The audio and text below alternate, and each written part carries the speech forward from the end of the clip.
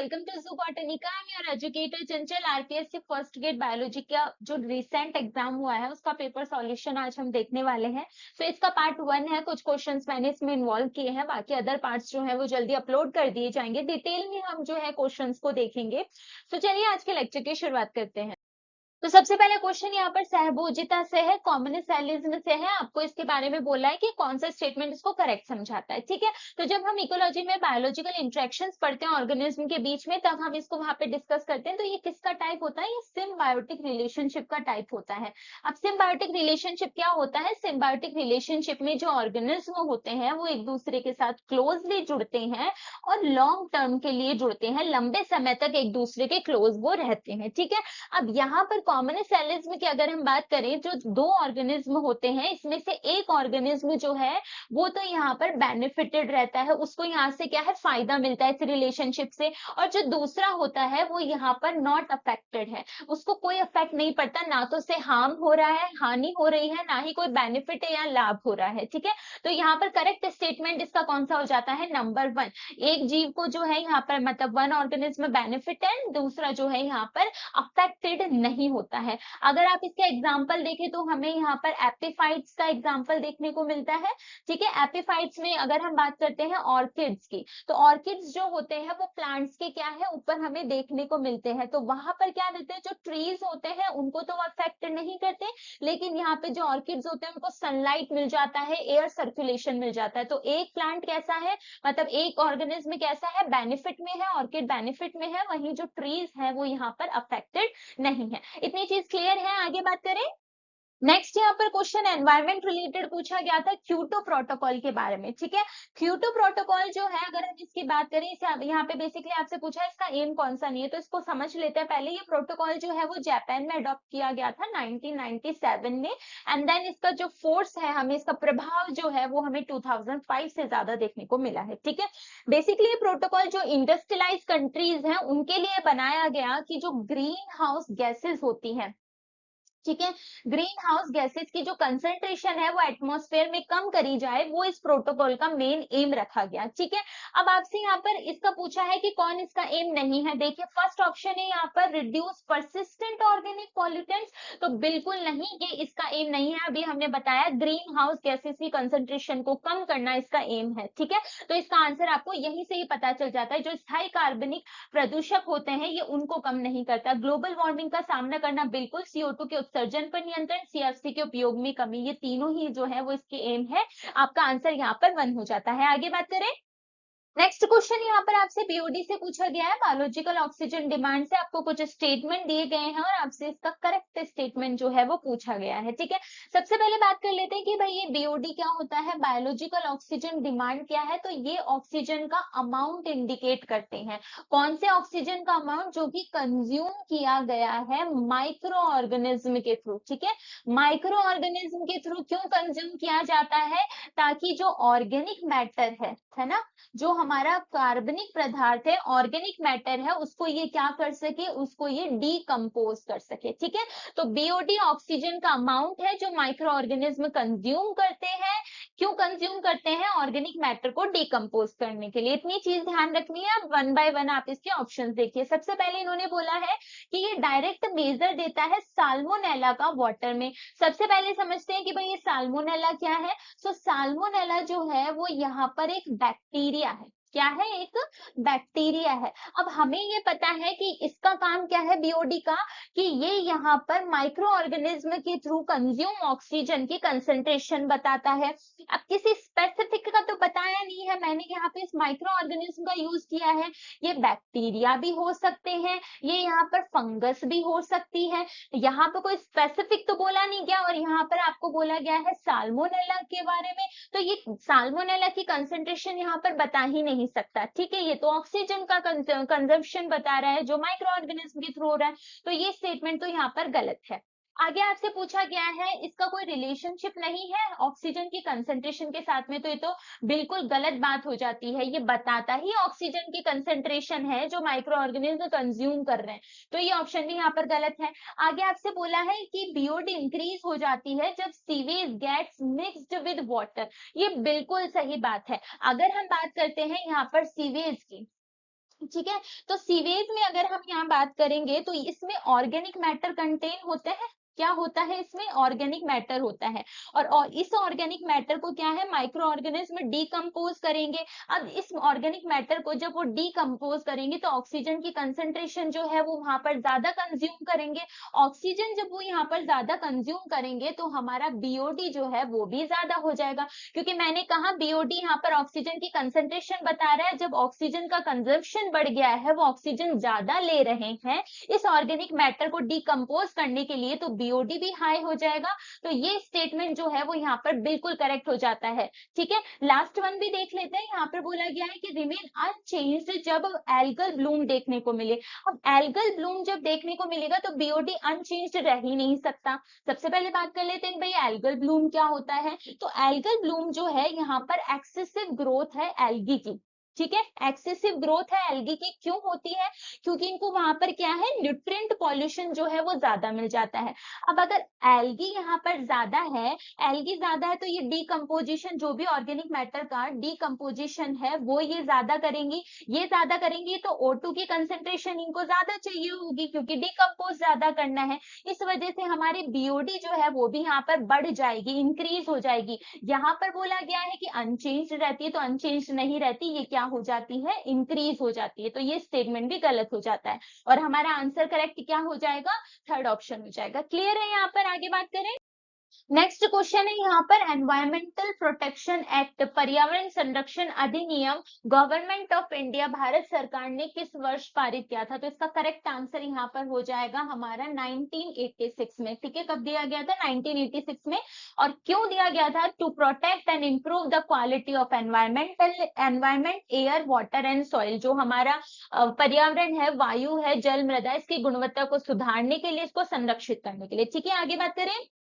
Next question है यहाँ पर under unfavourable condition many zooplanktonic species lakes and ponds enter करती है सस्पेंडेड स्टेट में, जिसे क्या कहा जाता है? तो सबसे पहले हम बात कर लेते हैं कि ये जो जू प्लैंक्टोन है ये क्या होते हैं। तो देखिए प्लैंक्टोनिक स्पीशीज दो तरीके की होती है। एक होते हैं जू प्लैंक्टोन, जू यहाँ पर एनिमल से रिलेटेड है। ठीक है, और उसके अलावा यहाँ पर होते हैं फाइटो प्लैंक्टोन्स। ठीक है, फाइटो प्लैंक्टोन्स जो होते हैं, फाइटो यहाँ पर प्लांट्स इंडिकेट है। ठीक है, प्लैंक्टोन्स क्या होते हैं अगर बात करें, तो प्लैंक्टोन्स वो एक्वाटिक ऑर्गेनिज्म है जो कि अगेंस्ट द करंट फ्लो नहीं कर सकते। जैसे अगर यहाँ पर मान लीजिए वाटर जो है वो इस दिशा में बह रहा है, पानी का बहाव इधर है, तो ये इस दिशा में नहीं जा सकते, उसके अगेंस्ट नहीं जा सकते। क्यों नहीं जा सकते? क्योंकि इतने अच्छे स्विमर्स नहीं होते हैं। ठीक है, अब आप यहाँ से देखिए, यहाँ पर पूछा गया था अनफेवरेबल कंडीशन। अब इनके लिए अनफेवरेबल कंडीशंस क्या हो सकती हैं? जैसे कि टेम्परेचर जो है वो बहुत ज्यादा हो जाए, फूड की अवेलेबिलिटी जो है कम हो जाए, ऑक्सीजन की लैक हो जाए। तो इस कंडीशंस में ये कौन से स्टेट में जाते हैं? यहाँ पर करेक्ट आंसर आ जाएगा डाइपोज। ठीक है, डाइपोज जो होती है बेसिकली एक तरीके से क्या है, डोरमेंट स्टेट होती है ना, डोरमेंसी वाली स्टेट होती है, जिसमें क्या होता है, इनका जो मेटाबॉलिज्म होता है वो क्या हो जाता है, कम हो जाता है, रिड्यूस्ड हो जाता है। जब वो इस स्टेट में होंगे, डाइपोज स्टेट में होंगे, तो ना तो इनमें कोई ग्रोथ देखने को मिलेगी, ना ही जो इनमें रिप्रोडक्शन है, इनका जनन है, वो भी देखने को नहीं मिलता है। ये इस स्टेट में तब तक बने रहेंगे जब तक कि ये कंडीशंस कैसी है, एनवायरमेंटल कंडीशन अनफेवरेबल है। जैसे ही ये कंडीशन फेवरेबल होंगी, ये स्टेट से बाहर आ जाते हैं। इतनी बात क्लियर है?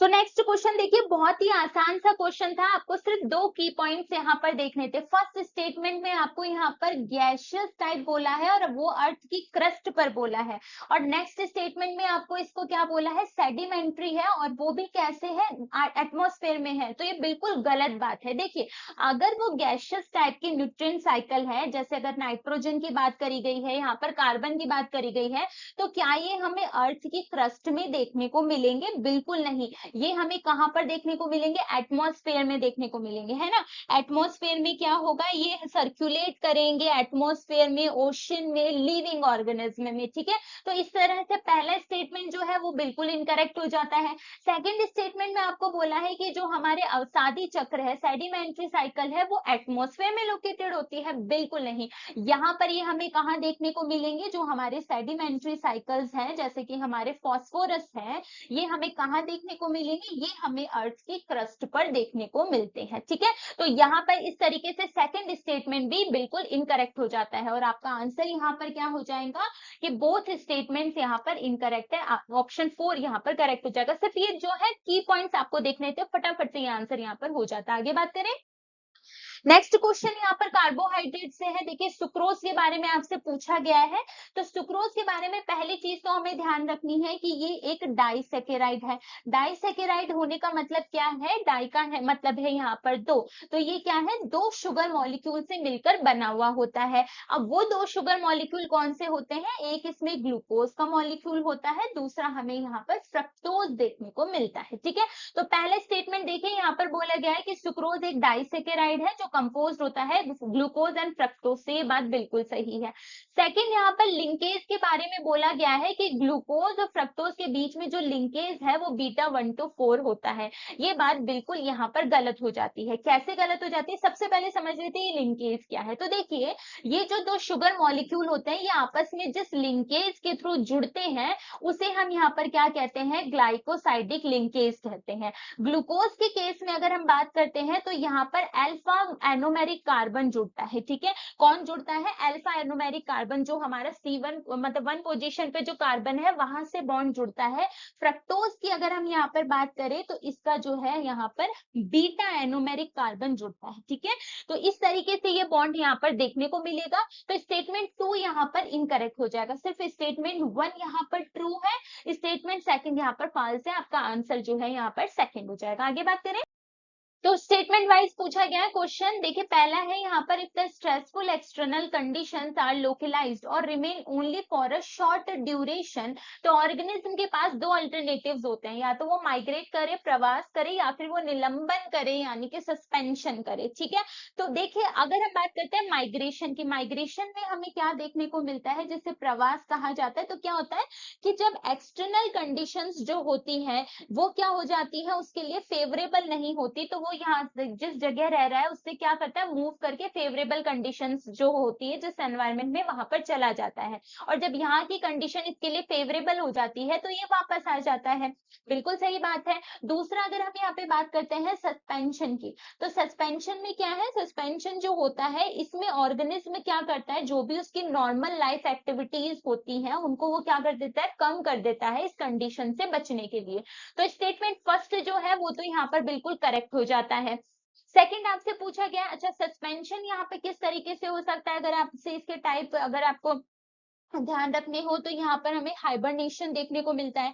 हाइबरनेशन में क्या होता है कि डोर्मेंसी की स्टेट है जो विंटर्स में देखने को मिलती है, जो इसमें क्या करते हैं कि जो भी मेटाबॉलिक एक्टिविटीज होती हैं हाइबरनेशन में, वो उसको क्या कर देते हैं, कम कर देते हैं सर्वाइव करने के लिए। ठीक है, नेक्स्ट हम यहाँ पर देखें तो स्टेटमेंट है यहाँ second, organism can move away temporary from the stressful habitat and more hospital area में चला जाए, रिटर्न आ जाए। बिल्कुल सही बात है, माइग्रेशन में यही तो देखने को मिल रहा है। जब स्ट्रेसफुल कंडीशन यहाँ पर थी तो ये जो है इस अच्छी वाली जगह, प्रतिकूल जगह जो थी वहां से निकलकर अनुकूल क्षेत्र में चला गया, आरामदायक जगह पे चला गया, और जब यहाँ की कंडीशन सही हो गई तो ये वापस आ गया। तो इस तरीके से क्या है, स्टेटमेंट सेकंड जो है वो भी यहाँ पर करेक्ट हो जाता है। So both statements are correct, आपका ऑप्शन 1 यहाँ पर सही हो जाएगा। आगे बात करें, नेक्स्ट क्वेश्चन यहाँ पर सेल ऑर्गेनल से है, आपको यहाँ पर करेक्ट ऑप्शन बताना है। पहला देखिए बोला गया है endomembrane system include chloroplast, mitochondria and peroxisome, तो बिल्कुल गलत स्टेटमेंट है।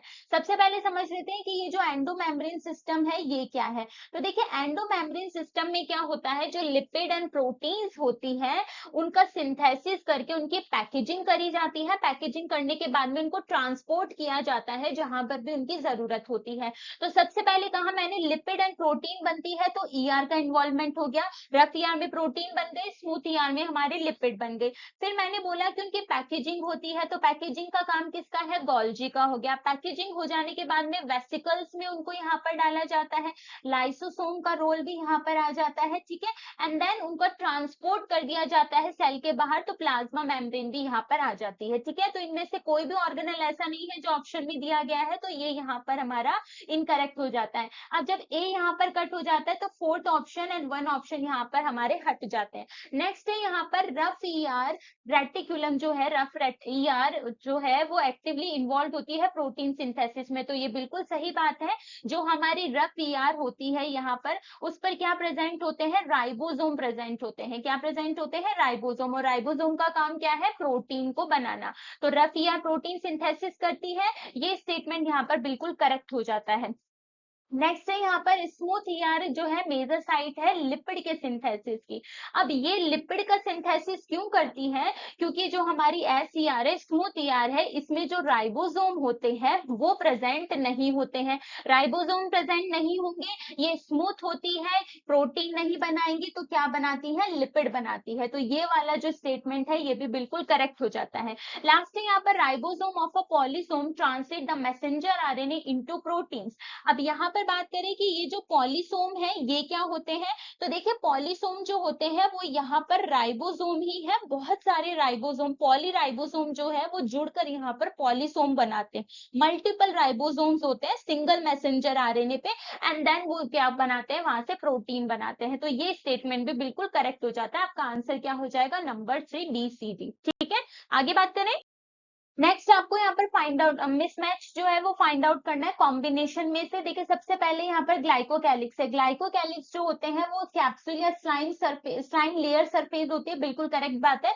जो हमारे बैक्टीरिया होते हैं उसकी आउटर सरफेस पर हमें देखने को मिलते हैं, तो ये तो बिल्कुल करेक्ट है यहाँ पर। नेक्स्ट है यहाँ पर जो हमारे पिली है एंड फिब्री होते हैं, ये क्या है, यह बोला गया है आपको कि ये सरफेस स्ट्रक्चर होती है जो रेस्पिरेशन का काम करती है। सरफेस स्ट्रक्चर तो होती है कुछ इस तरीके से यहाँ पे प्रेजेंट होता है, लेकिन इनका काम रेस्पिरेशन नहीं होता, इनका काम होता है अटैचमेंट करवाना, सरफेस से अटैचमेंट करवाना या फिर जो अदर बैक्टीरिया है उनसे अटैचमेंट कराना। तो आपका करेक्ट आंसर यही पता चल गया, ये वाला रॉन्ग है। वहीं आगे भी थोड़ा देख लेते हैं। तो सेंट्रियोल जो है नॉन मेम्ब्रेन सेल ऑर्गेनल है जो सेल डिवीजन कराते हैं, बिल्कुल सही बात है।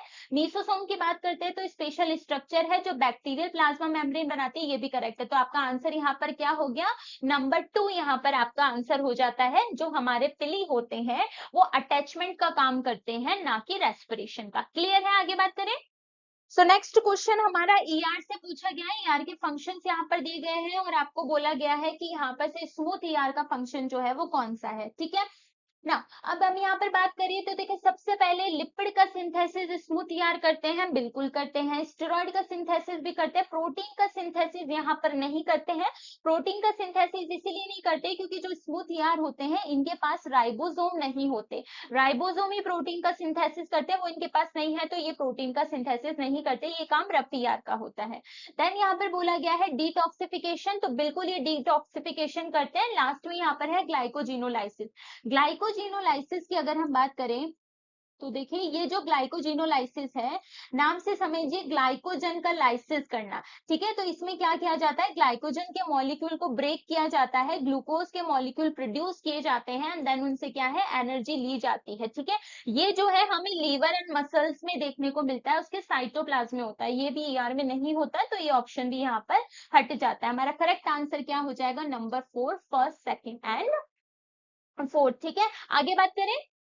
नेक्स्ट क्वेश्चन आपसे यहाँ पर सेल डिवीजन के बारे में पूछा गया है। ठीक है, ये क्वेश्चन जो है फटाफट से हो सकता था अगर आपको सिर्फ एक चीज के बारे में पता हो, जो कि है यहाँ पर कैजमेटा। हमेशा इस तरीके के क्वेश्चन जब आपको करने हो तो वो पॉइंट उठाइए जो सिर्फ एक ही बार आपके ऑप्शंस में दिया हुआ हो। जैसे अभी देखिएगा कैजमेटा की अगर हम बात करते हैं तो जब हमारे होमोलोगस क्रोमोसोम जो होते हैं, ये हमारा होमोलोगस क्रोमोसोम फर्स्ट और सेकेंड है। ठीक है, अब इनके बीच में जब क्रॉसिंग ओवर होता है इस तरीके से, है ना, तो ये वाला जो पॉइंट होता है जहां पर ये क्रोमोसोम एक दूसरे से अटैच होते हैं, इसको ही कहा जाता है कैजमेटा। अब यहाँ पर देखिए ये सिर्फ ऑप्शन सेकंड में है, point of attachment between homologous chromosome after crossing over. और यहाँ पे जब आप ऑप्शन में देखेंगे तो सी का सेकंड सिर्फ एक में ही दिया गया है, और इसी तरह से आपको आंसर जो है आपका यहाँ से पता लग सकता है। तो ज्यादा लेंथी क्वेश्चन अगर हो तो ज्यादा आपको सोचने की जरूरत नहीं है, हमेशा आप ऑप्शन देखिए और यहाँ से फाइंड आउट करिए कि कौन सा ऑप्शन सिर्फ एक ही बार दिया गया। जैसे सी जो है यहाँ पर सेकंड आपको सिर्फ यही दिया गया और कहीं नहीं दिया गया, तो फटाफट से उस आंसर को जो है पता कर सकते हैं बिना टाइम गवाए। ठीक है, आगे बात करें। सो नेक्स्ट क्वेश्चन में कुछ स्टेटमेंट दिए गए हैं और आपसे बोला गया है कि इनमें से करेक्ट स्टेटमेंट आपको बताना है। तो देखिए पहला स्टेटमेंट है inulin is a polymer of fructose. तो बिल्कुल सही बात है, इनुलिन जो होता है वो फ्रक्टोज का ही पॉलीमर होता है, फ्रक्टोज जो होती है उनसे मिलकर बना हुआ होता है। नेक्स्ट है यहाँ पर ribozymes are nucleic acid with catalytic power. तो ये बात बिल्कुल सही है, राइबोजाइम्स जो होते हैं वो आरएनए होते हैं जिनके पास कैटालिटिक पावर हो। कैटालिटिक पावर होने का मतलब क्या है कि कुछ बायोकेमिकल रिएक्शन में ये एंजाइम की तरह वर्क करते हैं, रिएक्शन के रेट को इंक्रीज कर देते हैं। ठीक है, तो ये स्टेटमेंट भी करेक्ट हो जाता है। नेक्स्ट है यहाँ पे proteins are always the homopolymer made up of amino acid. तो ये बात तो इतनी तो सही है कि ये अमाइनो एसिड से बने हुए होते हैं, लेकिन आप हमेशा ध्यान रखिएगा अगर स्टेटमेंट में ऑलवेज आ रहा है तो वो वहां पर मोस्टली ऐसा देखा जाता है कि इनकरेक्ट स्टेटमेंट होता है। ठीक है, दूसरा इसने यहाँ पर बोला है कि ये होमोपॉलीमर्स होते हैं, तो बिल्कुल नहीं, अमाइनो एसिड्स के हेट्रोपॉलीमर्स होते हैं। हमने देखा जब प्रोटीन्स जो होती हैं वो हमारे 20 different type of amino acid से मिलकर बनी हुई होती है, तो वो सभी होमोपॉलीमर्स तो होते नहीं है। तो ये स्टेटमेंट यहाँ पर क्या हो जाएगा, गलत हो जाएगा। नेक्स्ट है यहाँ पर पॉलीसेकेराइड में जो मोनोसेकेराइड यूनिट्स होती हैं वो एक दूसरे से फॉस्फोडाइस्टर बॉन्ड से लिंक होती है, बिल्कुल नहीं। फॉस्फोडाइस्टर बॉन्ड हमें न्यूक्लिक एसिड के केस में देखने को मिलता है, कार्बोहाइड्रेट में हमें कौन सा बॉन्ड देखने को मिलता है, ग्लाइकोसाइडिक लिंकेज या ग्लाइकोसाइडिक बॉन्ड के थ्रू ये मोनोसेकेराइड्स जुड़ती हैं। तो ये स्टेटमेंट भी यहाँ पर क्या हो जाएगा, गलत हो जाएगा। आगे बोला गया है कि कोलेजन मोस्ट अबंडेंट प्रोटीन है, तो बिल्कुल नहीं, कोलेजन मोस्ट अबंडेंट प्रोटीन नहीं है। वो कौन सा है, वो है हमारा रुबिस्को। ठीक है, तो ये इस तरीके से ये तीन जो स्टेटमेंट है वो यहाँ पर रॉन्ग हो जाएंगे और हमारा करेक्ट आंसर क्या हो जाएगा, ए एंड बी। आगे बात करें, नेक्स्ट क्वेश्चन यहाँ पर गोल्जी कॉम्प्लेक्स से पूछा गया है। जब मैंने आपको गोल्जी पढ़ाया था तो बताया था कि इसके दो फेस होते हैं, दो सिरे होते हैं इसके सिस्टर्नी के। एक होता है यहाँ पर सिस फेस और दूसरा होता है यहाँ पर ट्रांस फेस। तो देखिए स्टेटमेंट फर्स्ट है यहाँ पर cisternae of Golgi complex polarise structure having cis and trans face. तो बिल्कुल करेक्ट स्टेटमेंट है। अब यहाँ पर सेकंड स्टेटमेंट कह रहा है कि सिस फेस फॉर्मिंग फेस होता है, ट्रांस फेस मैच्योरिंग फेस होता है। ये स्टेटमेंट भी बिल्कुल करेक्ट है। ये हमेशा ध्यान रखिएगा कि जो ईआर वाला फेज होता है वहां से हमारा प्रेजेंट होता है सिस फेज, और जो प्लाज्मा मेम्ब्रेन वाला फेज होता है वहां प्रेजेंट होता है ट्रांस फेज। अब क्या होगा, ईआर से जो भी हमारी प्रोटीन्स होती है और जो हमारी लिपिड्स होती है वो सभी यहाँ पर कहाँ आती है, सिस फेज से, या फॉर्मिंग फेज जिसे कहते हैं, है ना। यहाँ से क्या करेंगी, एंट्री लेंगी इस गोल्जी में। यहाँ पर जब आएंगे तो फॉर्मिंग फेज का मतलब क्या है, जो भी लिपिड्स में हमें चीजें ऐड करनी है, प्रोटीन्स में जो भी हमें इसको मैच्योरिंग देनी है, जो चीजें ऐड करनी है, वो सारा काम यहाँ पर जो है वो इस गोल्जी के पार्ट में हो जाता है, सिस्टर्नी में हो जाता है। देन ये ट्रांस फेज के पास में आती है। तो कैसा फेज है, मैच्योरिंग फेज है। मैच्योरिंग फेज का मतलब क्या है कि प्रोटीन्स लिपिड्स में जितना भी काम हमें करना था गोल्जी ने वो सारा कर दिया, इनके पैकेजिंग जो है वो यहाँ पर हो गई है। अब इसको क्या करना है, प्लाज्मा मेम्ब्रेन से बाहर निकालना है, जो भी इसका लास्ट डेस्टिनेशन है वहां पर पहुंचाना है। ठीक है, तो ये स्टेटमेंट भी यहाँ पर करेक्ट हो जाता है और हमारा आंसर क्या हो जाएगा कि बोथ स्टेटमेंट्स करेक्ट हैं। ठीक है, आगे बात करें। सो नेक्स्ट क्वेश्चन यहाँ पर सेल डिवीजन से है। अब ये बहुत ही आसान सा क्वेश्चन हो सकता था अगर आप यहाँ पर की पॉइंट ढूंढे, जो कि है मेटाफेज। तो मेटाफेज के बारे में मैंने बताया था कि जो क्रोमोसोम होते हैं वो क्या होते हैं, एकदम सेंटर में मिड पॉइंट पर जो है वो आ जाते हैं। ठीक है, कुछ इस तरीके से जो है हमारे क्रोमोसोम आकर यहाँ पर जुड़ जाते हैं, है ना, इस तरीके से। तो यहाँ पर देखिए, यहाँ पर कौन सा डिस्क्रिप्शन ऐसा है, तो chromosome move towards the spindle equator D. तो डी का थर्ड जो है वो सिर्फ एक ही ऑप्शन में दिया गया है और इस तरीके से आपका आंसर जो है सेकंड यहाँ पर फटाफट से आपको पता लग जाता है, ज्यादा कुछ देखने की जरूरत भी नहीं है। इसी तरीके से एनाफेज का मैंने बताया था कि वो क्या है, एक दूसरे से अलग हो जाते हैं। तो देखिए सेंट्रोमियर स्प्लिट हो जाते हैं और ये जो क्रोमेटिड्स है वो एक दूसरे से अलग हो जाते हैं। तो ये भी यहाँ पर मिल गया है। ठीक है, आपको क्या करना है, की पॉइंट ढूंढना है और आंसर को फटाफट से जो है वहां पर सॉल्व कर लेना है। ठीक है, सो आज के लेक्चर में इतना ही। आई होप सो जितने भी पीवाईक्यूज हमने करे वो आपके सही रहे होंगे, या कुछ डाउट होगा तो वो सॉल्व हो गया होगा आपको। बहुत ही आसान से क्वेश्चन थे, आपको सिर्फ की पॉइंट पकड़ के चलना था। और नेक्स्ट लेक्चर जो होगा वो इसका पार्ट 2 करेंगे। आज हमने थोड़े बहुत क्वेश्चन कर लिए, नेक्स्ट पार्ट में हम और क्वेश्चन देखेंगे। तो चैनल को लाइक करिए, शेयर करिए, सब्सक्राइब करिए, कमेंट करके मुझे जरूर बताना कि आपको जो है पीवाईक्यूज किस तरीके से मैंने समझाया वो क्या समझ में आए, या कुछ डाउट हो तो आप मुझसे पूछ सकते हैं। And stay tuned for upcoming interesting lectures. Thank you.